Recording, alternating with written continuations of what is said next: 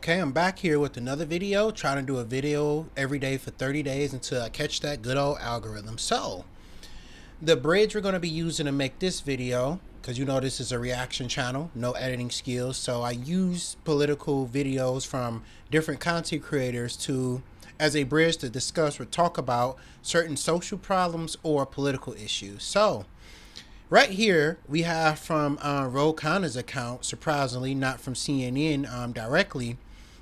So, if you don't know who Graham Planter is, or Planter, I think, he's a progressive Democrat who ran in a primary against some lady, and now he's running directly against the Republican Susan Collins because he wound up winning the primary. There's been many attacks against him, similar in the way that they're doing Abdul Saeed here in Michigan. I'm definitely voting for Abdul Saeed. I don't know what the fuck, that's worth another video of its own time. The way that they try to say every Arab person is like Sharia law and terrorists, even if their viewpoints are opposed to it. But again, that's for another video. But they've been saying all sorts of stuff about Graham Planter. Both the Democrat and Republican parties have been 100% complicit in smear campaigns, from them saying he was a neo-Nazi to them saying now he sexually assaulted and raped women. They're trying to say he cheated on his wife. All sorts of allegations have been tossed back and forth about this guy.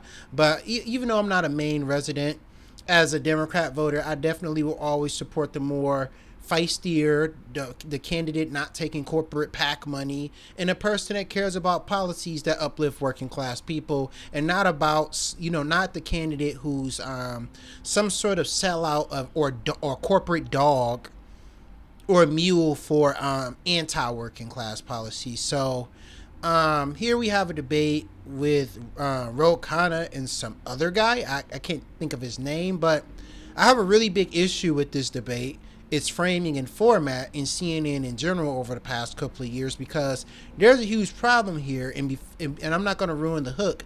You're just going to have to watch, wait, and let's get into the video. I'm going to expand it, and we're going to get right into it. Political commentator and Republican strategist Shermichael Singleton. Never mind, it's right there. So first of all, if we're looking at Maine's a heavily Democratic state. It always goes blue every election. It's amazing that Susan Collins even eked out a win, and it's kind of obvious that Graham Plattner is probably going to win the general. And for some odd reason, CNN thought it was a good idea to bring this Uncle Tom tap dancing ass motherfucker on here to try to speak for Democratic voters. And he is pushing some things that, obviously no Democrat agrees with, but this guy should not be on this panel. He's not a Democratic politician. He's not a Democratic or leftist political commentator. What he says has no weight in who we are or are not going to vote for. And I hate that, for whatever odd reason, CNN keeps platforming these people. Like, these people are meaningless psychopaths in a political grand scheme of things, yet their viewpoints get full airtime as if they were as they were progressives or Democrats. And I just kind of find that weird, because this invisible moderate Democrat doesn't exist, and we'll get to that in a few. And CNN's chief national affairs correspondent, Jeff Zeleny. And honestly, Jeff, as we've been watching all this play out, this race in Maine is incredibly important to Democrats here in Washington in terms of what happens in November. It's remarkably important, and here's why. I mean, the math just is so difficult. It's an uphill challenge anyway for Democrats. They must win 5 seats currently held by Republicans and hold their own. But without Maine, the math is just so much more difficult here.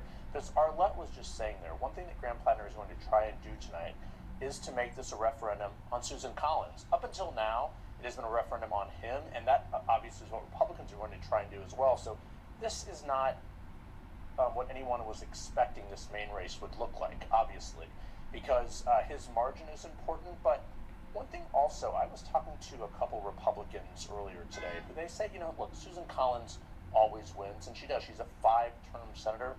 But this environment is also different.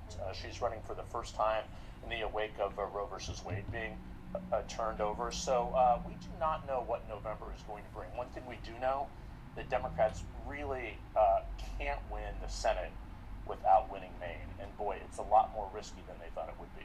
Yeah, I mean, and Congressman, you're backing Graham Platter in this race. Obviously, we've seen people come out and talk about, you know, where this stands, whether or not they're still standing by Graham Platter. It's made a lot of your colleagues uncomfortable what has come out about him. Why not you? Yeah, and from what I hear about the stuff that came out about him, it's the usual bullshit that these corporate Democrats and right-wing pundits will dig up about, you know, more progressive candidates because they're scared. It's kind of like the way they're saying that James Tallarico is gay or he's like limp-wristed or some shit like that. These people will dig up and say anything because they want both parties to stay heavily influenced by corporate PAC money and corporate decision making. So they will like literally dig up anything. And not to mention the fact that, you know, from what I heard earlier today, literally all these women that have dug up shit about Graham Platter, or they have grabbed things out of context or trying to get things from his past that don't matter to who he is today. Maine, there were huge crowds. I think the key issue today is the anti-war platform. I mean, on a day we're retaliating against Iran, Graham Platter is running saying, I served 3 tours of duty and I'm opposed to these foreign wars. And he's also going to take on Susan Collins in terms of putting Kavanaugh on the court and rolling back women's rights and cutting health care. And that's why he's resonating. Now, if he's over 70%, and obviously it's early, I think that's going to be decisive. I mean, he's beaten a sitting governor. Granted, she suspended her campaign, but she kept playing cute, saying, my name is still on the ballot, you can vote for me. For someone who's not held elective office to beat a sitting governor and be around 70 or higher, I think would be pretty decisive. But Jeff mentioned the margin that we'll be watching tonight. That means, you know, who does vote for Janet Mills in this race, given she suspended her campaign? If that number is significantly high, what will that tell you about how voters do? It kind of low-key just went past on screen, and it was insignificant. It was like next to nobody voted for her. About what they've learned about Graham Platter. Well, if there was a real protest vote and you had 40% or something still voting for other candidates, then he'd have work to do. But Well, no, I wouldn't even say that. Well, you know what I say? If Graham Platter or progressives win primaries, vote blue no matter who. You know how many years they have fronted and forced corporate Democrats onto the stage in front of us, and they told us with Joe Biden and technically with Harris too to vote blue no matter who. So if you don't like it, vote blue no matter who. Too damn bad. You're getting the better candidate whether you like it or not. And again, this fucking this moderate person doesn't exist, and I'm trying to save that rant for later when the black Republican goose steps his way all over this fucking panel. But this person doesn't exist, and we're going to get into that. Best believe.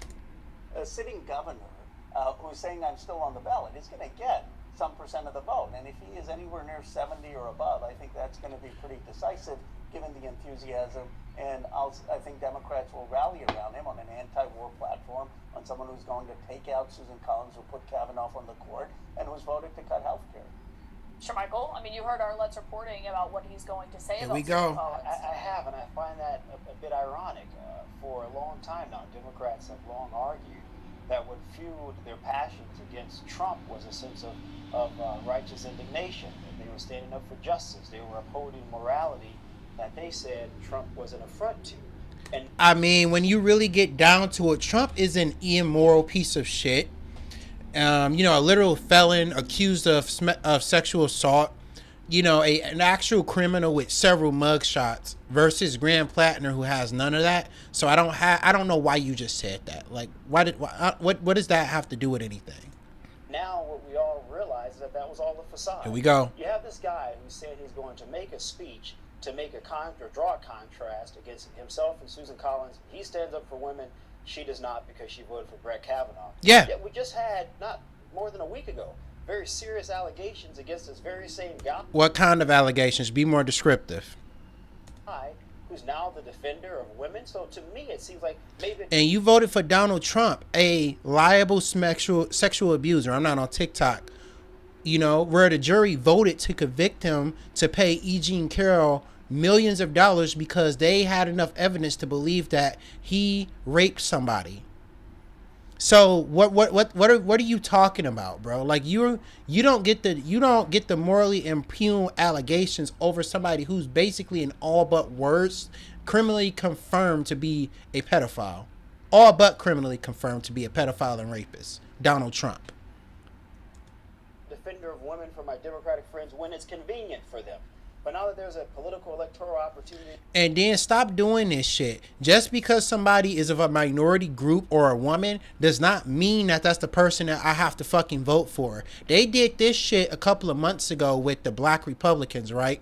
And I think they technically did it in some election. I saw this on TikTok too. They said, "Oh, black people only vote for other black people." No, black people will vote for white liberals. Black people will vote for anybody, or men will vote for women, or anybody that they feel holds our best interest at heart. See, left-wing and Democrat voters, you know, even people that are more to the center, actually do care about policies and not what your race or what your gender is. Your gender as a woman, especially a right-wing woman, does not earn sympathy for people because you're making a fucking pariah out of yourself. And nobody takes you seriously. Being a Republican woman talking about you're defending women's rights. Unless it's against trans people, but that's a video for another day. To maintain their Because we know that that's fake. And Graham Plattner could outseat Susan Collins. You know what? It doesn't necessarily matter the 10 plus years of arguments we've made about morals and ethics against Trump, and Republicans even power Trump because we can win a seat. It's very Machiavellian. No, not really. It's because Graham Plattner is somebody who's having his past dug up. Donald Trump is a bad person and a criminal today. As we speak, Donald Trump didn't change anything about himself. He's been the same bad person for about 15 to 20 years now. Starting with the birther movement with Obama, saying all sorts of horrible things about women and how he walked into locker rooms and all this shit. He's been a bad person for probably longer than that. For like 60 years or something like that. He's an 80-year-old dude. So it's like, don't give me this talking about, Donald Trump, suddenly everybody. No, Donald Trump is a continuous bad person, while Graham Plattner is a person that's actually trying to change. And maybe one day in a different video about my political viewpoints and how they changed over time, I kind of know where Planter is coming from. In many ways, Or and to Plater, me, rather. Any argument Plater. that Democrats have framed against Trump, against Republicans, is now null and void. They have revealed themselves to be nothing but hypocrites, nothing but liars. And I think You're a hypocrite. You won't vote for the open fascist supporting a white supremacist capitalist takeover of America. You're a hypocrite. Yeah, you got it, dude. Whatever. I think as we get into the general election, you're going to see the case made by Susan Collins, made by the NRSC, that Democrats are not the people that they said that they are. Look at who they're supporting. The guy with the Nazi tattoo. I mean, Congressman. Yeah, that he got removed. He didn't even know what it was. He was in the fucking military. And this is the thing, bro. For white people who were into shit like that and they want to change to make the world a better person by becoming an actual progressive U.S. senator, he definitely has my backing because he's actually doing the work to undo the harm that he possibly did. Unlike Donald Trump and all other Republicans who are constantly doing harm every day as we speak. My argument against Donald Trump was that he didn't recognize a legitimate election. My argument was that he's given tax breaks to billionaires, that he has betrayed his promise to the working class and gotten us in foreign wars. He had 4 criminal trials against him. So the idea With actual mug shots like a fucking criminal. that someone who served 3 tours of duty had post-traumatic stress disorder and is acknowledging he had a dark chapter in his life and his redemption is far closer to George W. Bush's story than Donald Trump's story. I mean, he has said he was addicted to alcohol. He had an ugly chapter, and he has redeemed himself. And Americans love redemption stories. By the way, Donald Trump has never said, I haven't heard him express shame or guilt for anything. But Congressman, if I could just Not one motherfucking thing. but quickly, is Graham Plattner running against Donald Trump or Susan Collins? So why did you bring up Donald Trump earlier? You the one brought up Donald Trump for Ro Khanna to have to do the comparison. I understand PTSD. I know a lot of I'm a gun guy. I know you do. That's a big issue to me, and I care a lot Okay, about it. sure, but you are, as a voter, defund the veteran services that help people with post-traumatic stress disorder and say that it was fraud and supported Doge in cutting veteran services and funding to veterans benefits and to things like food stamps and DEI programs that gave veterans preferential treatment when it was necessary. So, and you care about veterans and PTSD. Shut the fuck up. And the alcoholism, I don't take that for granted. A lot of Americans deal with that as well. Thanks to people like you and your policies. That said, this is a guy who's trying to draw a contrast against a woman who's been there a long time. So? She is, by all accounts, even by many of her colleagues on the Democratic side, a moderate. Someone that they can work with. They can have. And this is the part where I'm saying that Sir Michael, whatever the hell his name is like goose stepping and tap dancing all over the place. Stop speaking for Democrat voters, bro. See, this imaginary Democrat that wants a moderate Republican or more moderate Democrat does not exist. That only exists in the elites. That only exists in Republicans who want complicit Democrats. We have been voting for moderate Democrats for about, 4 decades? And look what it got us. It got Roe v. Wade repealed. It got... for some odd reason, no Republican went to jail for January 6th, or podcaster that supported the insurrection went to prison. Donald Trump didn't go to prison. He was able to come out and wreak havoc on America's working class a second time because moderate Democrats wouldn't do what's necessary to hold this guy accountable. They take money from corporate PACs. They use our money to literally go across the water and kill people instead of using it for the social services. They agree with Republicans on almost every fucking issue, and they throw a little bone out every now and again that says they care about the working class. And most Democrats, myself included, as a Democratic voter, are sick of these lip-wristed fucking buffoons running the Democratic Party. Nobody asked for this. And then it's like this pretend moderate Republican. Let me tell you something about most Republican voters. They're fucking crazy, indoctrinated, and they're not fucking voting for you. No matter what the fuck you say or how much you moderate yourself. If they don't think that you're some type of trans gay pedophile drinking children's blood, they just think that you are a nigga lover. And they don't fucking like you. And they're not going to vote for you because that's what they see the Democrat Party as, of gay people, pedophiles, and nigger lovers. So they're not voting Republican because they want somebody more moderate. They're voting Republican because they want to see people hurt. And we got to keep doing this fucking song and dance with y'all like your policy positions or social positions are something that can be worked with when they absolutely cannot be.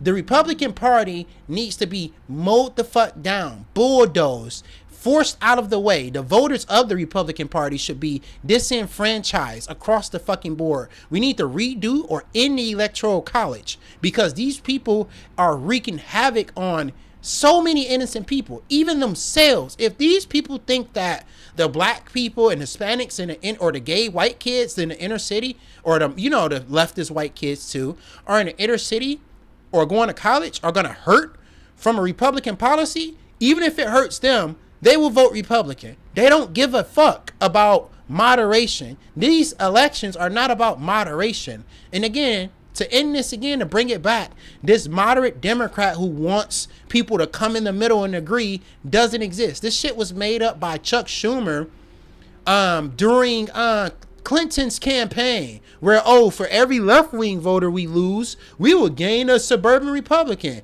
Look at here. Every suburban and rural fucking Republican is still voting Republican. Woo. And in fact, this has done nothing but made it so Democratic voter participation is down.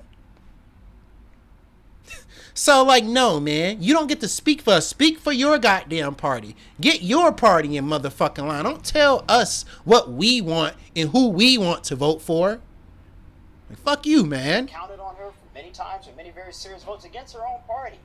And yet Democrats are making the argument that now everything they say. And that's another stupid fucking argument, right? Because they'd be like, this is the same reason why I don't defend Thomas Massey's punk ass either. Well, he voted against Donald Trump twice. So he's a Republican, but he's not like totally in Trump's pocket. So that makes him moderate. No, the fuck it doesn't. When it comes to anything that helps or uplifts working class people, let alone minority groups, these people are voting against it. Her voting against like Trump making a certain day a holiday or something doesn't mean shit to me. Not at all, one bit. And there's nothing you can come tell me, right, to make me want to vote for a Republican and pretend like this is a party of innocent moderates when they're wreaking havoc on the country as we speak. Said about Trump, about those who supported Trump, like Susan Collins, was wrong, yet somehow we should excuse them for saying that Graham Plattner is okay because they could win? No one is questioning Susan. How do you maintain any moral authority when you make that? It's because, again, you began this sentence talking about comparing, Graham Plattner to Donald Trump, got mad when Ro Khanna called you out, and now you're moving the goalposts back out to this fucking moral shit that nobody cares about. You went on a spiel about this so-called moderate Democrat, but that doesn't exist, by the way. And now you're back to this moral like pissing contest, and it's very fucking weird. And we'll get to that in a second. Harry said, Reid had said, you can always count on Susan Collins when you don't need her. And the reality is, Democrats are very upset that she put Kavanaugh on the court. To be fair, Susan Collins once said she didn't trust Harry Reid when she was trying to keep her record in terms of voting. But I want everyone to listen to what AOC had to say. And I think that's all we really need from this video. And I think I already went on a spiel good enough in order for you to understand what this video is about. I don't know what the fuck is happening with CNN. They said some pro-Trump billionaire took it over or whatever. But this needs to stop. We need to stop allowing centrists, let alone Republicans of any race, right, or sexuality or anything, to speak for Democratic voters and tell us what we want and who the fuck we want to vote for. They are continuing to dismantle democracy and make life harder for anybody who gets up and punches a fucking clock for a living. And it's like they think that, again, this imaginary voter who wants a little bit of fascism, a little bit of white supremacy, a little bit of corporatism exists, when it fucking doesn't. This person doesn't exist. Most people that are voting Republican are Republicans permanently for a fucking reason. See the earlier in this video. And this idea that some moderate Democrats exist somewhere that are gonna stop voting or not vote at all is hogwash bullshit, and these people know it is. And I want to end this video on saying something to that nigga. Get him back on screen, right? Get him back on screen. And I mean nigga here, right? You have got to be kidding me. Republicans are literally overturning affirmative action and DEI programs that led to black people finding jobs and employment, especially black women. They are dismantling the Voting Rights Act in Republican districts in the South right now, actively. Right now, are redistricting to erase liberal, left-wing, and black voters across the state. See Tennessee for a prominent example of this. So this idea that anybody should vote for any Republican with the war against the working class that they're waging against this country is fucking ridiculous. Stay in your own party.